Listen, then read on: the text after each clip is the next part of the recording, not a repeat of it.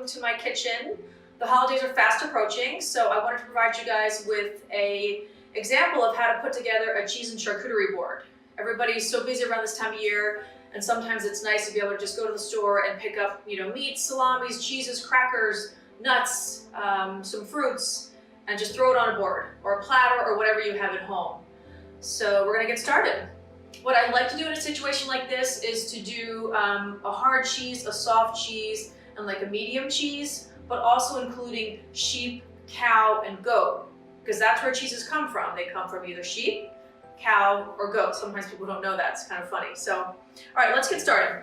So you kind of get a general sense of what we have here. I did kind of get some of it a little bit ready just so we can kind of execute this a little bit better for you guys. We're going to start with some manchego here, which is actually one of my favorites. Manchego is a sheep's milk cheese. So I'm just going to start it.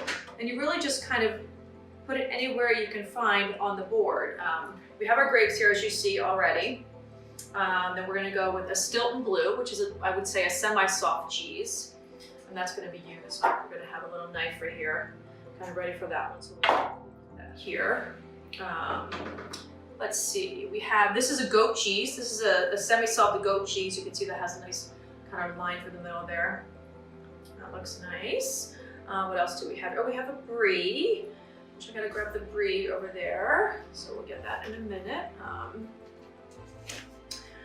Okay, this here we have is a mozzarella cheese wrapped with a little bit of prosciutto. So we're gonna kind of intersperse these different places throughout on the board, as you can see. The idea here is that you really wanna make it nice and tight. You're gonna kind of make everything really compact. Let's take a look at some of our meats here. So we have a Genoa salami here. You can kind of fan it out like this. We'll kind of tuck it in the grapes a little bit here. We have a sopressata here, which is a little bit spicier. We're gonna tuck this one maybe over here. We have over here, this is a sliced chorizo. This is a great one too. A little bit darker, so you can see, here we have lots of different colors. So we'll probably put this one, wedge this one kind of over here somewhere. Okay, let's see. We have some different crumbled pieces of Parmesan cheese here, Parmigiano Reggiano. So you can see, you get all the little white pieces of calcium there. That makes it nice and crunchy. Those are delicious. So we're gonna put those kind of all over the place. You can see here. All right, so let's see what else we have. Oh, these are so great. These are Papadou peppers. You guys have seen these always in, I'm not gonna eat one right now, I promise, but you see these always at the deli counters, like the cheese and meat counters. And what I do is just put a little bit of fresh mozzarella cheese in them. So I'm not gonna finish all those yet, but I just wanted to kind of give you a sense of what they look like. So they'll be great. Let's see, okay. We'll start with some of our fruit. So we have some apricots here, some dried apricots. We have some dried figs. Kind of intersperse those a couple different places. Put it down a little bit with a little Parmesan, that's okay.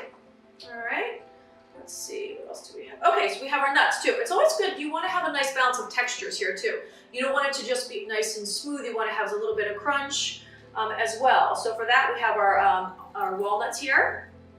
You could by any means just keep the walnuts right in the bowls.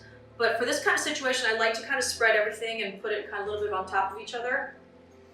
The olives will do the same, but hold on. First, let's see, let's put a couple of these. We'll put some of those right over here. All right.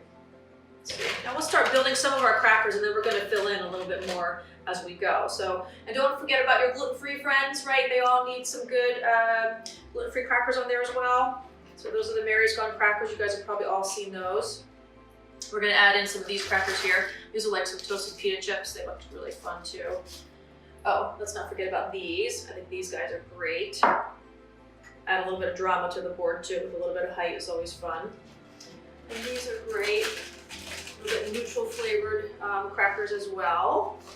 I'll slide those in there. And one thing to consider when you're building your cheese board is that you want to make sure that if the cheese has to be sliced, there's enough room to slice it. So if somebody wants some goat cheese, they're going to be able to get in here and slice the goat cheese, right, without there being enough space. You want to make sure that there's enough space for them to go ahead and slice. And actually, I should probably use this one, because what you do with this little point here is that's how you pick up the cheese, with a little point on the edge. See how it helps you? That little point. Let me show that to you one more time. It's a specifically designed cheese knife with a little point there, so you can actually pick it up. You can pick up your piece of manchego there, all right?